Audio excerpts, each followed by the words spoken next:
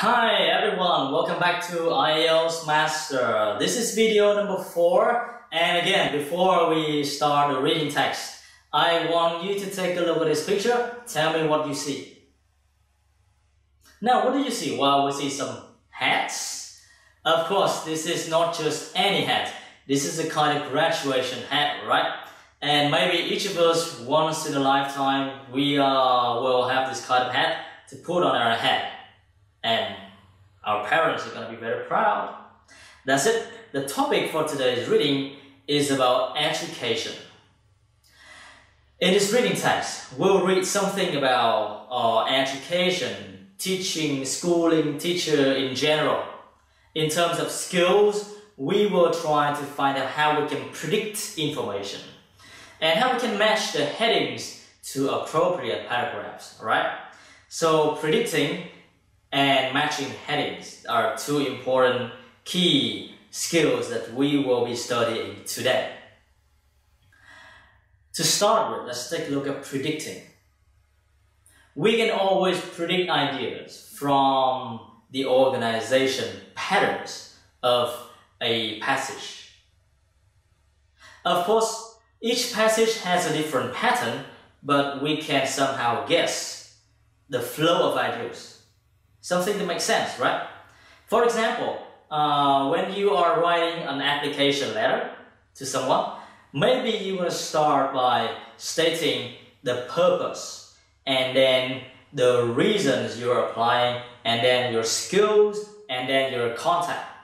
Alright? In an application letter, you do not put your contact first and then you talk about your skills and finally you talk about your purpose. No, that's not gonna work. Okay, so pattern, the organization pattern can help you to identify how the ideas may be connected and which ideas may come first in the paragraph. For example, I have a little passage, and in this passage there are 4 paragraphs. These are the headings of each of the paragraphs. What is the pattern?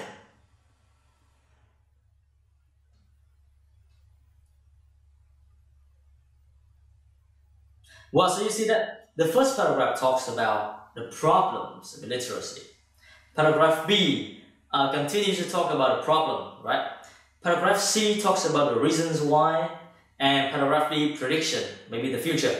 So the pattern for this is problem, and then cause, and then future. We have a problem, stating the problem, the causes of the problem, and in the future, how can we solve this problem? That's it. This can be one type of pattern. And so when you can somehow see the pattern, it will be easy for you to match the headings. Alright. Now let's try another one. I have 4 headings from one passage.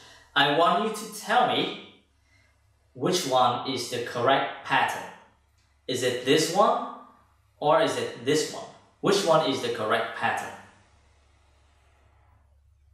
Now let's take a look together.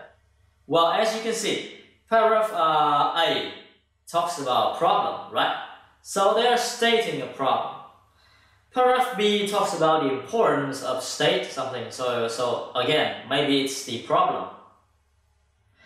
Paragraph C talks about the influence of private enterprise. That can be the effect.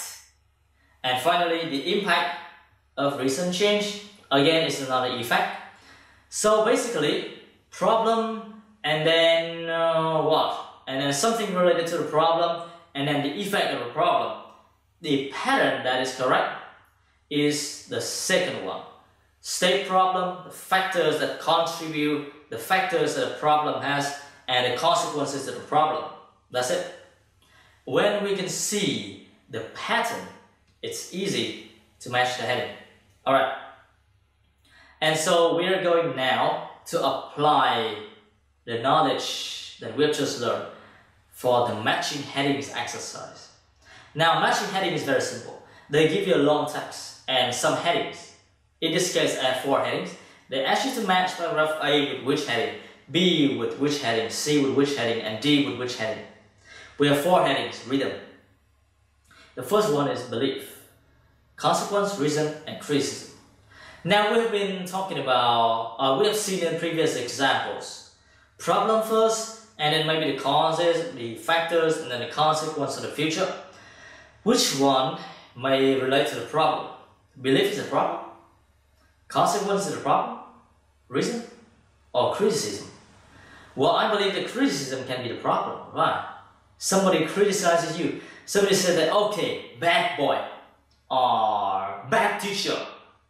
You should stop teaching, you're a terrible guy, right? That's it. Criticism, that can be a problem. And then they can talk about the reasons of the problem.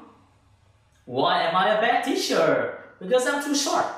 Or they can talk about the consequences of the problem. And I don't know what the belief is going to be for. But basically, it may be problem first, and then reason, and then the consequence. Now we'll see. With the first paragraph, you try to determine which one is the appropriate heading. Go.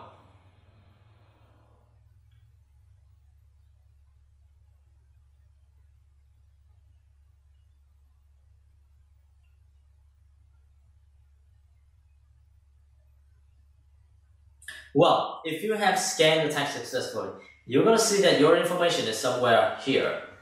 As like most recently, the German ambassador lambasted. Now this is an important word.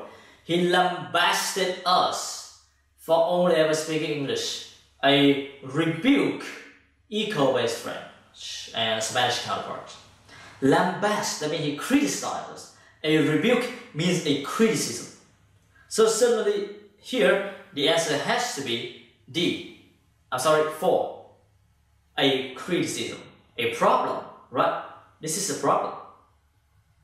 Now we're going to move on to the next paragraph. Paragraph B. Start.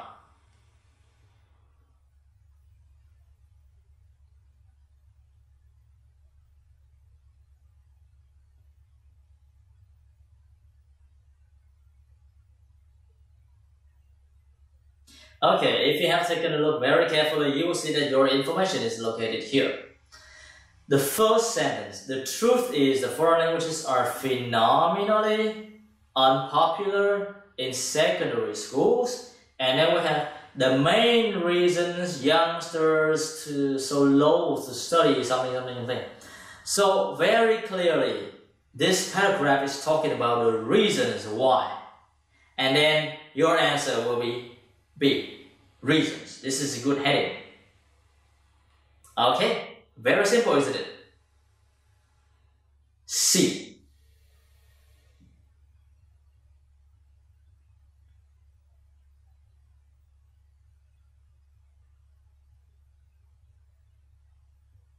Now, after scanning C, you will see that your information is located in the first sentence.